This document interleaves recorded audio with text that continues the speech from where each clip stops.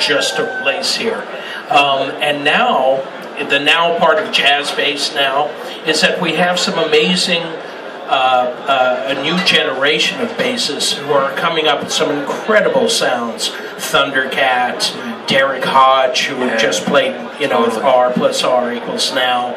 Can you talk about, to your ears, what do you hear happening now with what they're doing, the use of MIDI, et cetera, like what Thundercat is doing? I mean, I think it's interesting because when I was hanging out with Bernard Wright, who grew up with Marcus in Jamaica, Queens, an incredible keyboard player, I recommend you all check out his first record called Nard, N-A-R-D, which Marcus is playing all over, that Bernard recorded when he was like 15.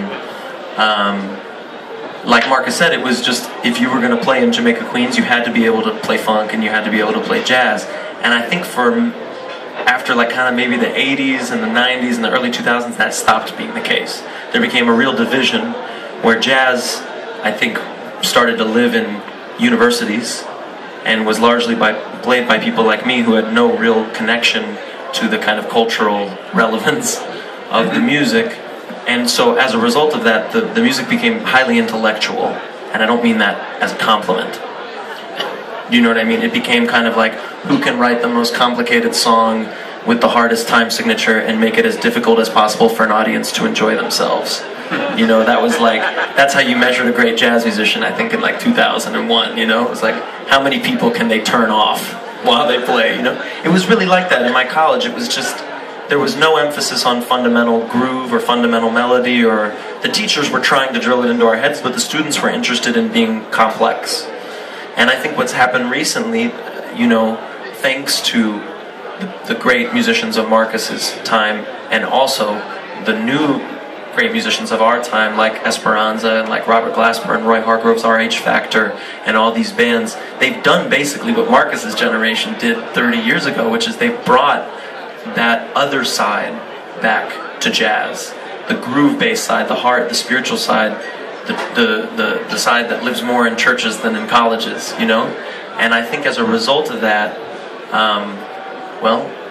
jazz festivals are selling tickets.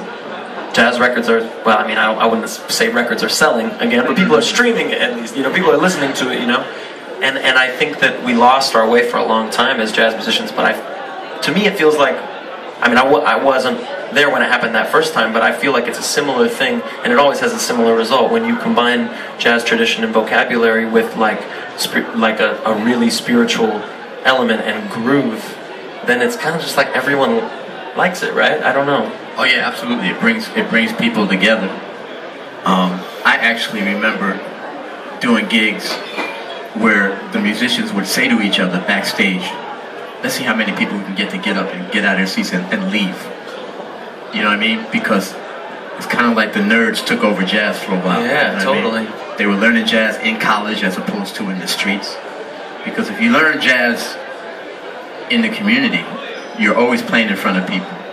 And you realize that there's two sides, And when I learned jazz, it was watching my uncle groove to Miles or Sonny Stitt or whoever it was. So I saw what that uncle being Wynton Kelly, right? It was Wynton's brother. Oh, I mean, Wynton was playing. Okay. But Uncle Big Willie was going, yeah, baby. And so I saw physically what jazz is supposed to do to people. It wasn't just here. There was a connection.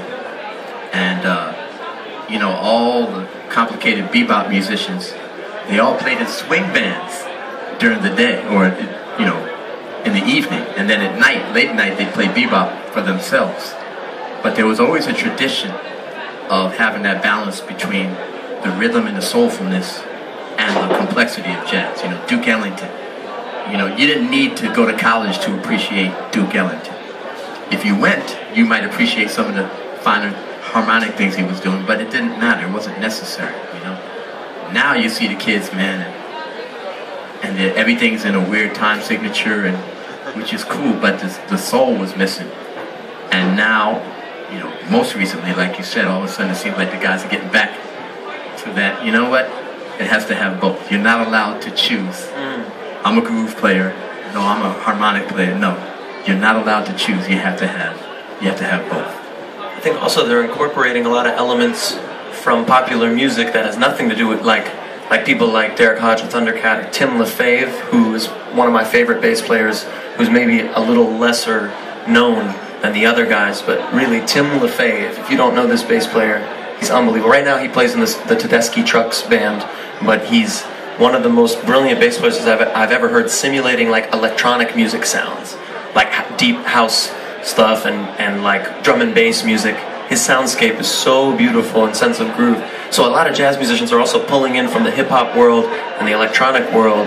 They're kind of like using history as an advantage, you know, pulling from Marcus's thing, also pulling from the jazz thing, and pulling from like a totally other world. It's so deep because low end is in every style of music, basically, right? Absolutely. And it keeps jazz alive, because if musicians hadn't been pulling things in from other styles, jazz would have been done by like 1950, you know. But Dizzy Gillespie went and visited, and he brought Afro-Cuban musicians to New York, and they started making that combination. And then the Puerto Ricans in New York started messing around with this boogaloo beat, and all of a sudden Lee Morgan said, I want to get some of that. And next thing you know, you had Sidewinder and those kind of feeling. And then in the 70s, you know, Tony Williams and Miles Davis and these guys started incorporating funk and rock, and then Herbie Hancock, of course, with the Headhunters. If you hadn't been adding those new elements to jazz all along, it would just be museum music right now. So I think it's really important to take whatever you like, if you're a jazz musician, and see what you can do with it, see what kind of mix you can create.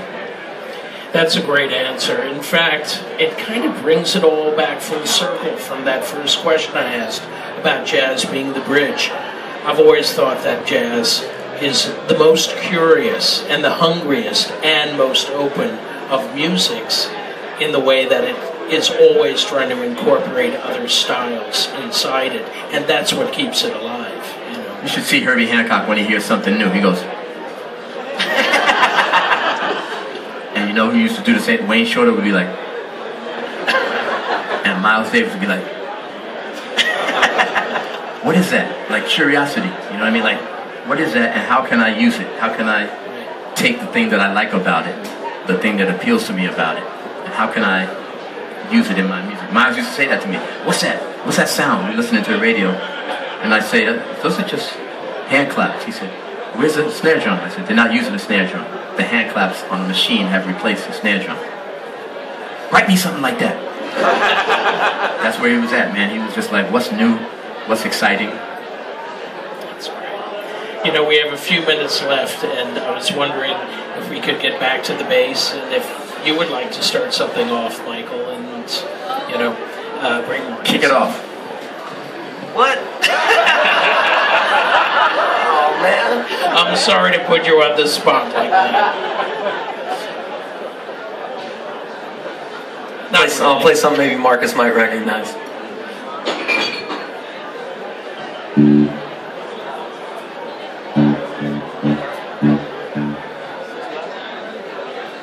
Turn it up, man. Perfect.